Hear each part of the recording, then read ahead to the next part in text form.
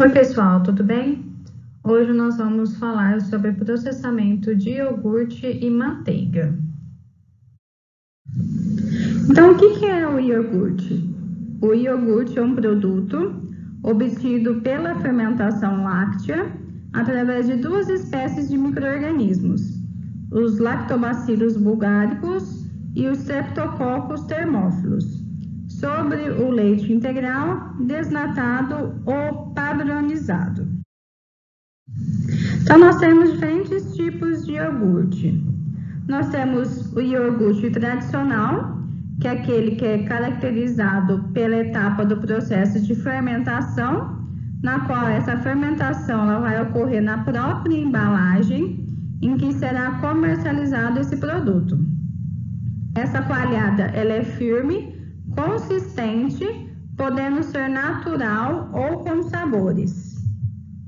Nós temos o iogurte batido, que é aquele processado através da fermentação, que ocorre dentro da fermentadeira, na qual a gente pode adicionar ou não frutas, geleias e polpas. E iogurte líquido, que também ele é processado dentro da fermentadeira, só que a diferença básica do iogurte batido e do iogurte líquido é que o iogurte batido ele apresenta alguns atributos sensoriais diferentes, como menor viscosidade e textura mais fluida. Por isso, eles são envasados em embalagens plásticas do tipo garrafa.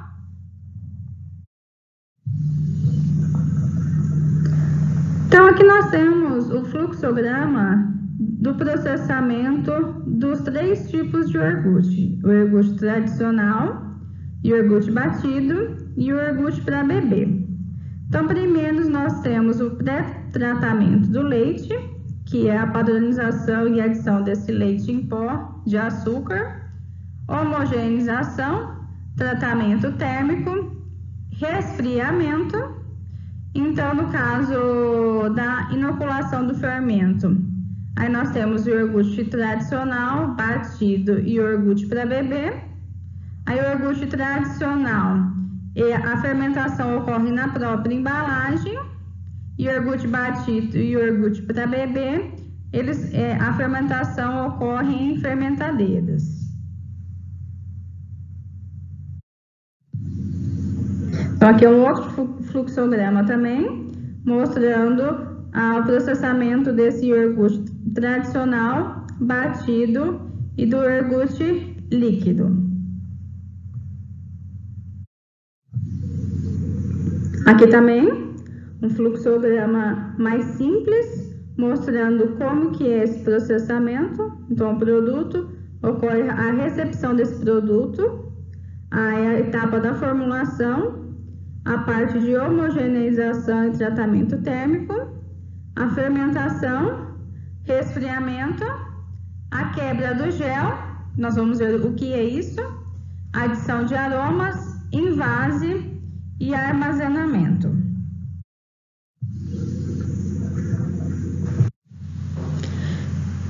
Então, a primeira etapa é a recepção desse leite.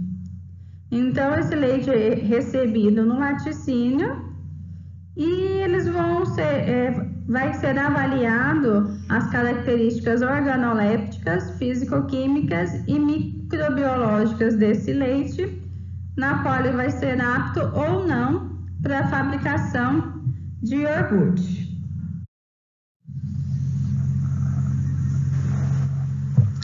Então, após essa etapa, nós temos a formulação. Então, após a recepção do leite e o mesmo sendo aprovado, ele vai seguir por tubulações de inox, na qual vai ser adicionado os aditivos necessários para a elaboração desse produto.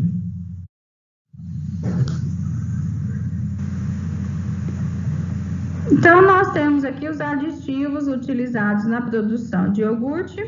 Nós temos o açúcar, que a função dele é atenuar a acidez do produto, e no qual é adicionado de 8 a 15% do volume do leite.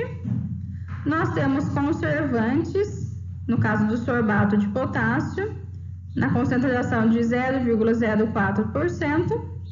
Nós temos o estabilizante, que é o citrato, na concentração de 0,03%. Lembrando que o estabilizante, ele vai favorecer e manter as características físicas das emulsões e das dispersões. E nós temos o espessante, que é o carragena, 0,2%. A função dele é aumentar a viscosidade do alimento.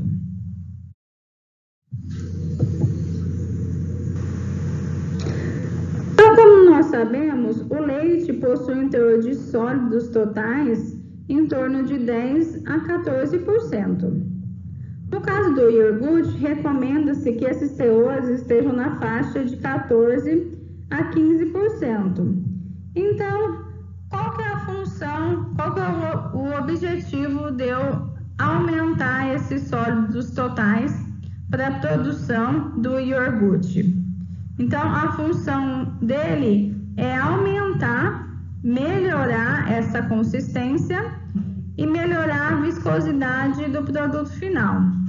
Então, de acordo com a legislação, normalmente pode-se adicionar leite em pó, gelatina, açúcar, glicose, leite condensado, só que normalmente se usa leite em pó. Então, o leite em pó, ele vai aumentar esse teor de sólidos do leite, visando aumentar a capacidade de retenção de água das proteínas. Além disso, ele previne o problema da cinerese. O que é a cinerese? Então, a cinerese nada mais do que é a separação do soro.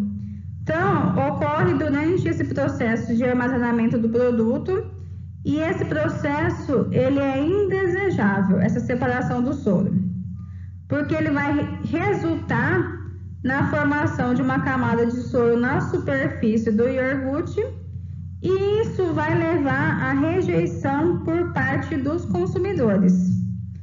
Só que tem uma observação. Para a produção do iogurte, é indesejável essa cinerese, que é a separação do soro.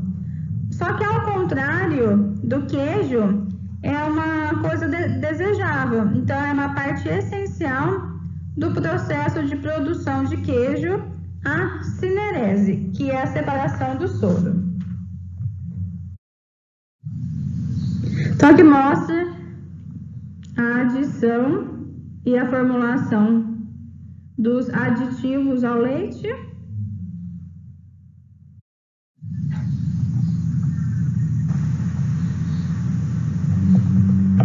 Então, a terceira etapa é a homogeneização ou tratamento térmico, no caso, a pasteurização.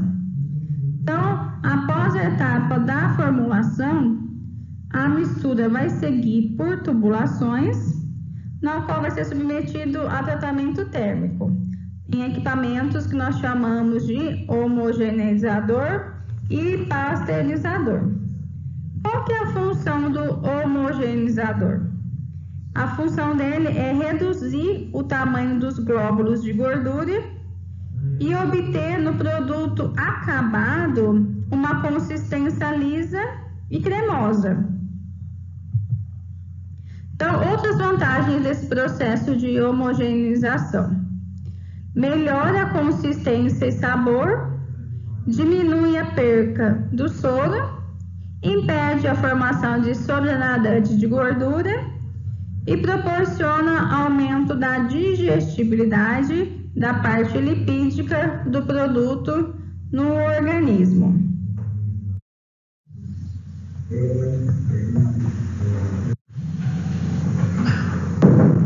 Então, essa etapa do tratamento térmico, ela tem objetivo de destruir os micro-organismos patogênicos e desnaturar as proteínas do soro, a albumina e a globulina, melhorando essas propriedades do leite, que vão ser substrato para as bactérias da cultura láctea, que vai ser inoculada posteriormente.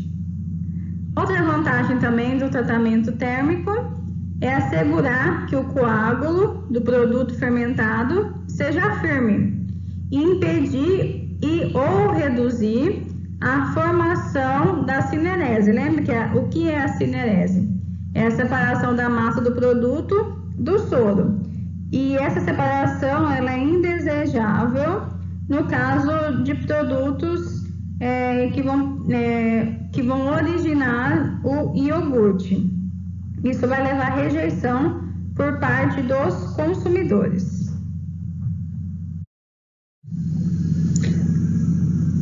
Então, nessa tabela aqui mostra as temperaturas e o tempo para cada processo. Então, para a etapa de homogeneização, temperatura entre 50 e 55 graus centígrados durante 5 minutos, que a pasteurização, uma dessas temperaturas em relação ao tempo, ou 80 graus centígrados por 30 minutos, ou 85 graus centígrados por 8 minutos e 30 segundos, ou 90 graus centígrados por 3 minutos e 30 segundos, ou 95 graus centígrados para 1 minuto e 30 segundos. Então, aqui mostra o tratamento térmico, homogeneização e pasteurização em relação ao tempo, temperatura.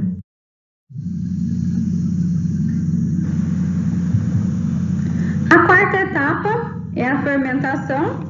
Então, a fermentação ela visa a transformação da lactose em ácido lácteo, que será agente da coagulação do leite.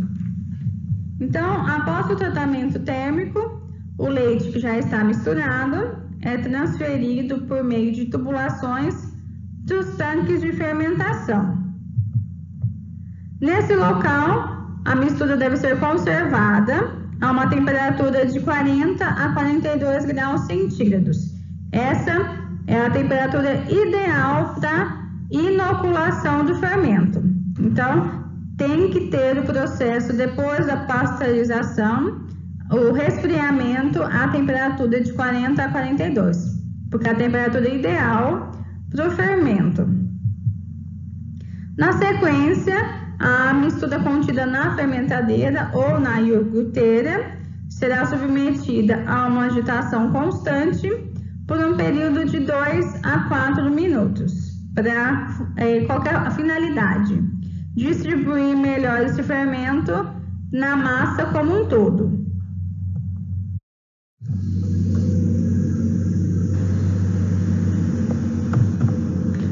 Então, qual que é a concentração de inoculante recomendado? Então, ela vai variar de 1 a 3%, e eu tenho que seguir a orientação do fabricante. E normalmente a fermentação ocorre em torno de 4 a 6 horas.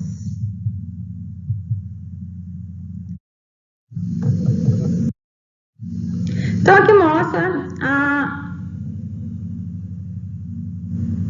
aqui mostra a taxa de crescimento dos micro-organismos durante a etapa de fermentação. Então, durante a fermentação, as bactérias do iogurte, que é Streptococcus e a Lactobacillus, elas vão crescer em simbiose, produzindo ácido láctico. Os Streptococcus se desenvolvem inicialmente, como mostra aí na figura, para dar ambiente favorável para os lactobacilos, que se desenvolvem em seguida. Observem aí na figura. No início da fermentação, a acidez do leite é menor que 20 graus Dornick, vai favorecer o crescimento dos Streptococcus, que vai liberar ácido fórmico, que vai estimular o desenvolvimento do lactobacillus. Ao atingir aproximadamente 46 graus Dornick, o meio vai se tornar pouco propício para os Streptococcus, favorecendo o rápido desenvolvimento do lactobacillus. Esses lactobacilos vão produzir acetaldeído, que é o responsável pelo aroma agradável do iogurte. Com o aumento dessa acidez, o pH fica próximo de 4,6, na qual vai ocorrer a coagulação. E no final da fermentação, vocês estão verificando aí no gráfico, ocorre a proporção entre os micro-organismos de 1 para 1. Então, continua-se a fermentação até que a acidez fique aproximadamente entre 85 e 90 graus Dornick. Então, o Lactobacillus bulgaricus, ele está mais relacionado com a cremosidade e o cheiro do iogurte, e o Streptococcus thermophilus está mais relacionado com a fermentação. Então, outro fato importante que ocorre na fabricação do iogurte é que durante o processo de fermentação, quando a acidez atinge pH entre 4,5 e 4,6, nós denominamos esse intervalo de ponto isotérmico da proteína, e é nesse momento que vai ocorrer a coagulação da mistura e a massa vai adquirir a consistência característica.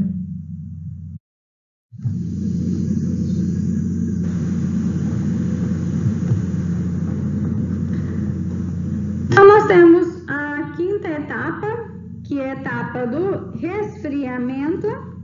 Então, qual que é o objetivo desse resfriamento? É interromper a etapa de fermentação.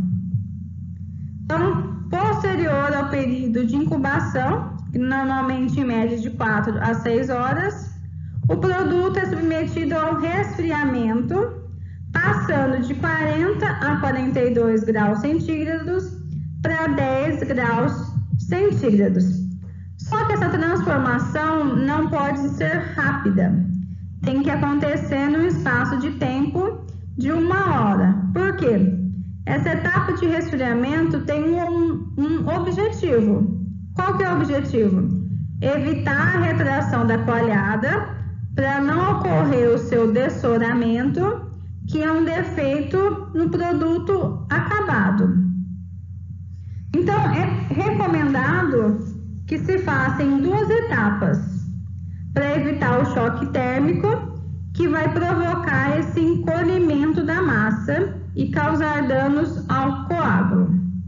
Pois quando se faz um resfriamento muito rápido, pode provocar a separação do soro no iogurte.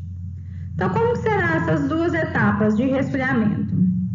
Primeiro, eu vou abaixar a temperatura a 18 a 20 graus centígrados em no máximo 30 minutos. Normalmente se faz com água à temperatura ambiente. A segunda etapa ocorre a redução da temperatura da massa, e essa temperatura tem que atingir 10 graus centígrados. E é nessa etapa que ocorre o aparecimento do sabor característico do iogurte, que normalmente ocorre 12 horas posterior ao resfriamento.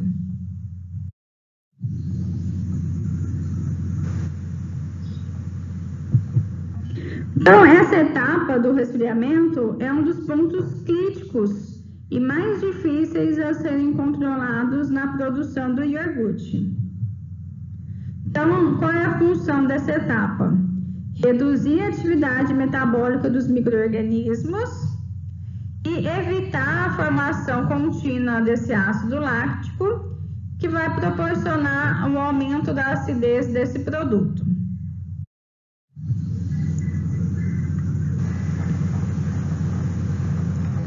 Ao término dessa fase de resfriamento, o produto tem que estar com pH entre 4,5 e 4,6 e uma acidez entre 70 e 72 graus Dornicks, com uma massa consistente, firme, lisa e compacta, sem essa separação do soro.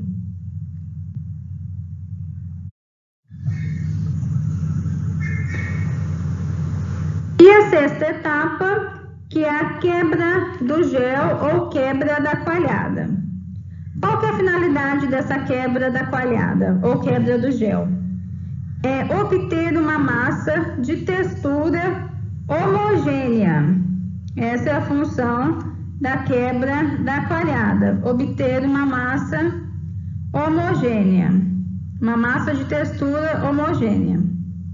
Então, essa etapa se realiza com hélices localizadas no interior da fermentadeira, na qual, com movimentos lentos circulatórios, elas vão modificar a estrutura coloidal da massa. Atenção!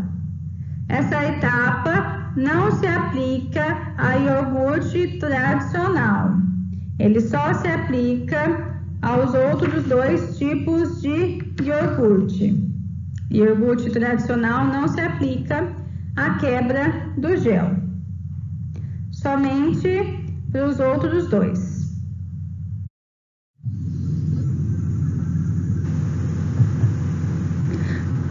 A sétima etapa, adição de aromas.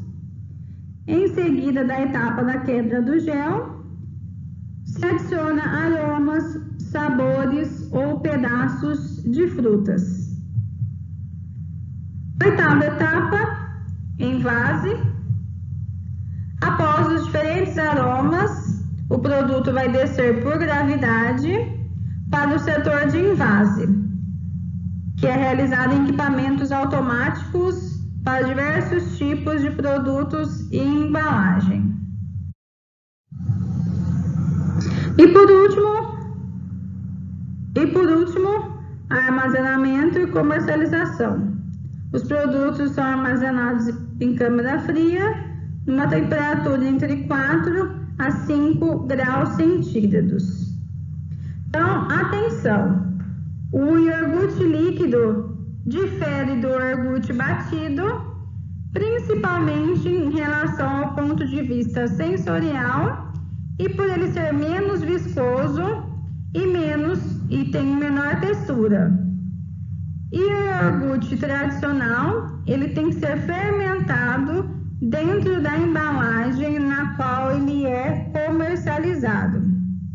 Esse iogurte tradicional, ele adquire uma consistência mais firme por ocorrer a fermentação na própria embalagem e por não ocorrer a quebra da massa ou coalhada. Oi pessoal, bom dia. Hoje nós vamos falar sobre o processamento da manteiga.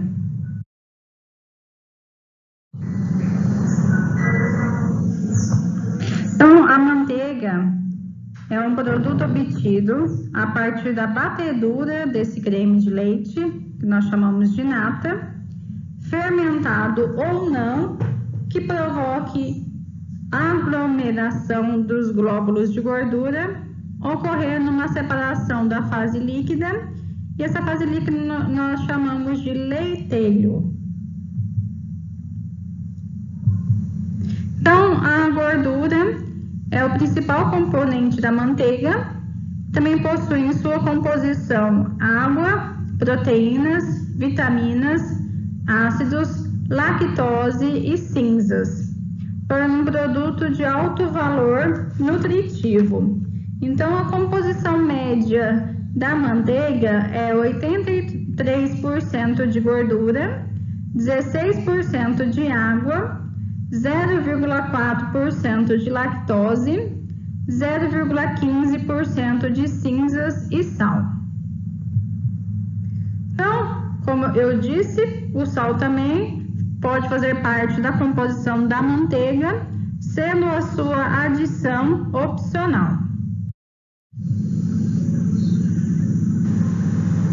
Então, aqui mostra a composição das diferentes manteigas, tipo extra, primeira qualidade e segunda qualidade, em relação ao teor de gordura, acidez e sal.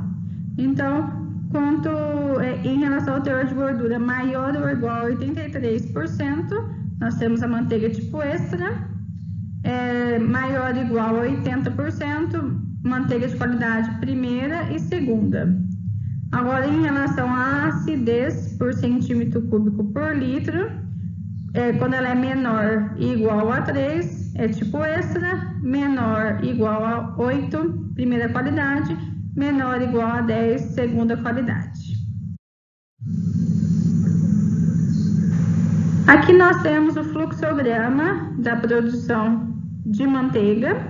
Então, primeiramente, nós temos a obtenção do creme, que é obtido através do desnate desse leite. Nós temos a filtragem do creme, estocagem do creme, padronização, neutralização quando necessário, pasteurização, resfriamento, maturação, batedura, lavagem da manteiga, salga da manteiga, malaxagem, embalagem e armazenamento. Então, agora a seguir nós vamos ver cada parte desse processamento. Então, vamos ver as etapas que envolvem a fabricação da manteiga. Então, primeiro nós temos o preparo do creme. Então, o creme, como nós sabemos, ele é a matéria utilizada para a produção da manteiga. E como que é obtido esse creme? Esse creme é obtido através da operação de desnate. Então, essa operação de desnate pode ser feita natural ou mecânica. O desnate natural, ele leva em consideração a separação por diferença de densidade, na qual a nata ela é mais leve. Normalmente, nós deixamos o leite descansando em repouso durante aproximadamente 24 horas. Nós temos a desvantagem do desnate natural, é que ele pode favorecer o desenvolvimento de micro-organismos e, com isso, prejudicar o sabor e o aroma da manteiga. O desnate mecânico, ele é feito com o uso das desnatadeiras e, com isso, eu consigo obter um creme mais doce, mais fresco e livre de ataques microbianos. Normalmente é recomendado a temperatura entre 30 e 35 graus centígrados para a obtenção desse creme. Então, após o desnate, esse creme ele é filtrado para eliminação de sujeiras como pelos que podem prejudicar a aparência do produto final. E essa filtragem é realizada em peneiras de malhas finas. E se a fabricação de manteiga for realizada logo após o desnate, dará origem a um produto doce de curta durabilidade.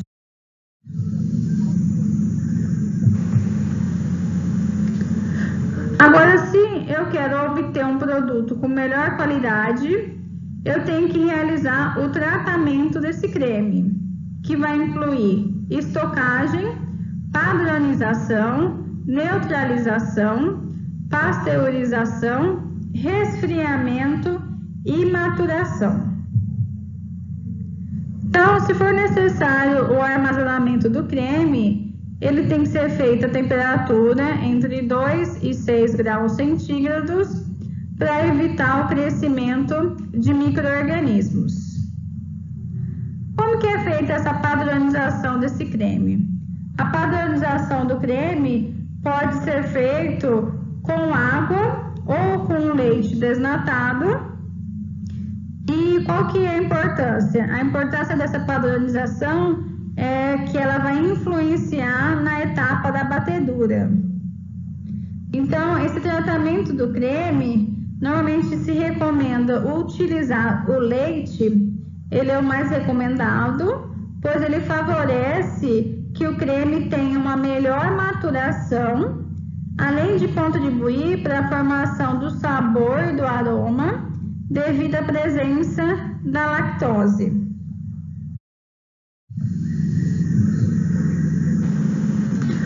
Outro processo que deve ser feito é a neutralização da acidez do creme. Então, o valor ideal da acidez é entre 15 e 20 graus Dornick. Se estiver acima desse valor, há necessidade de fazer a neutralização. E como que é feita a neutralização? Através da adição de bicarbonato de sódio e de carbonato de sódio ou hidróxido de cálcio. Então, esse creme ácido, ele pode provocar o aparecimento de gosto de queimado na pasteurização e formar uma manteiga mais oleosa, sem consistência, sem aroma e com sabor de peixe. Então, por isso que é importante fazer a neutralização quando necessária. Então, a pasteurização é feita elevando-se a temperatura do creme até 75 a 80 graus centígrados durante 10 a 15 segundos. Após a pasteurização, é seguida do resfriamento. Então, qual que é a função da pasteurização? A pasteurização tem a função de destruir os micro-organismos que possam vir a prejudicar a qualidade da manteiga e também os micro-organismos causadores de doença e eliminar substâncias indesejáveis, essas substâncias voláteis, além de reduzir a viscosidade do creme, facilitando o processo de obtenção da manteiga.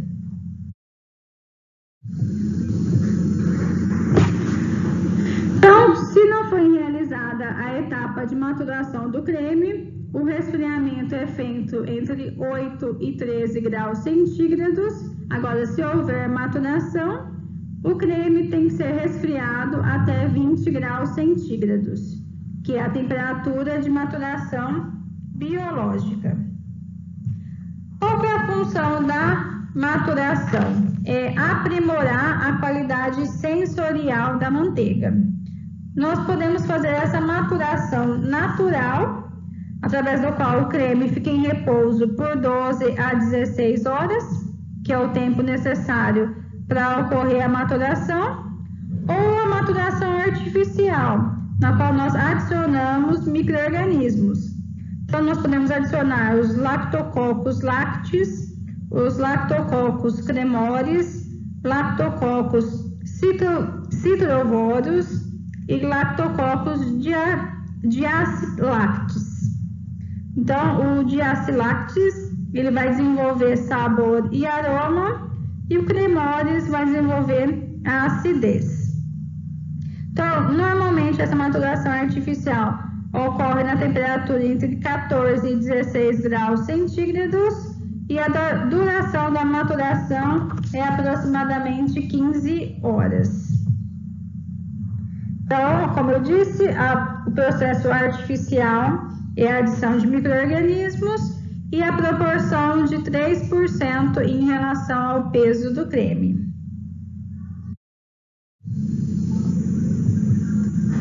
Agora nós temos já o outro processo, que é a batedura.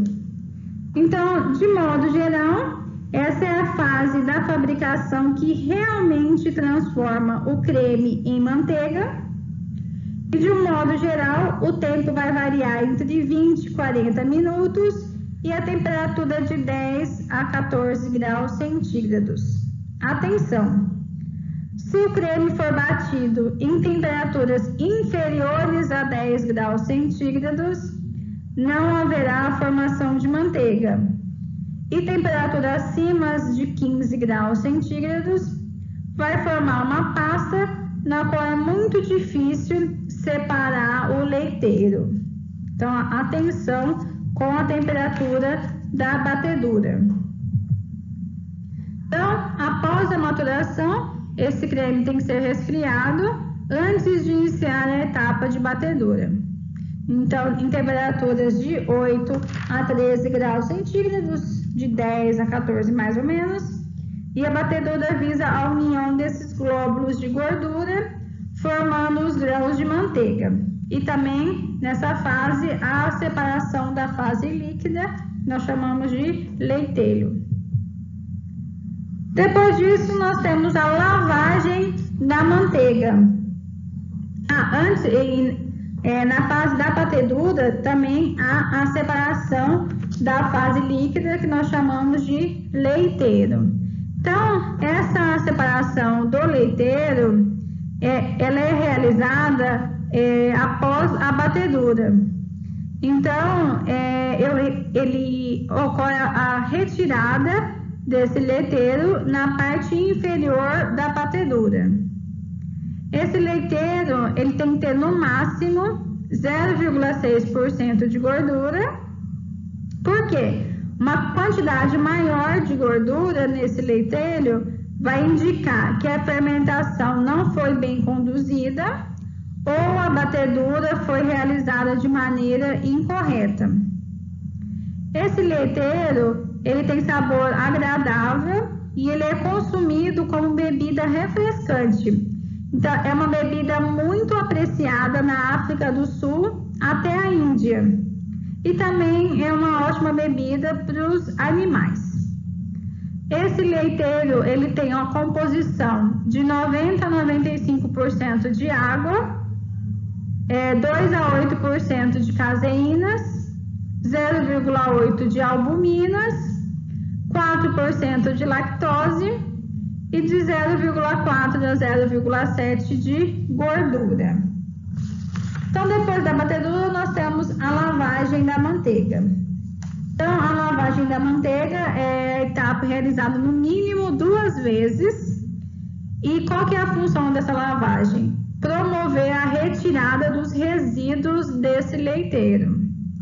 E ele é feito na própria batedeira e se inicia com a adição de água a uma temperatura de 8 graus centígrados, depois chega a 4 graus centígrados no final do processo.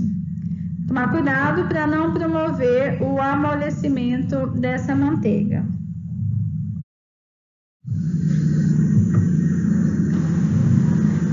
Depois nós temos a salga da manteiga, que é uma etapa opcional, só que qual que é a vantagem? Conferir sabor à manteiga e ajuda na conservação. Então, normalmente se acrescenta entre 2 a 6%. Vai depender da classificação da manteiga. E por último, nós temos a malaxagem, que é nessa etapa na qual os grãos vão ser amassados a uma temperatura de 12 a 14 graus centígrados até formar uma massa homogênea e elástica, retirando todo o excesso de água. Então, normalmente dura 10 minutos. Tem que tomar cuidado com a amassadura incompleta, que vai originar excesso de água na manteiga, que vai favorecer o crescimento microbiano, além de constituir fraude, se esse teor estiver acima do que é legalmente permitido. E se eu amassar em excesso, vai dar origem a uma manteiga de aspecto sebáceo e por eliminação da água vai perder rendimento. Então tem que tomar cuidado com essa malaxagem incompleta ou em excesso. E como que eu consigo verificar o término desse processo? Então, o término desse processo, ele é determinado quando eu faço uma pressão após o corte da manteiga e eu observo a presença de pequenas gotas de água límpida. Então, com isso, eu posso interromper essa malaxagem. Ou também, quando a manteiga apresenta-se uniforme e sem cavidades.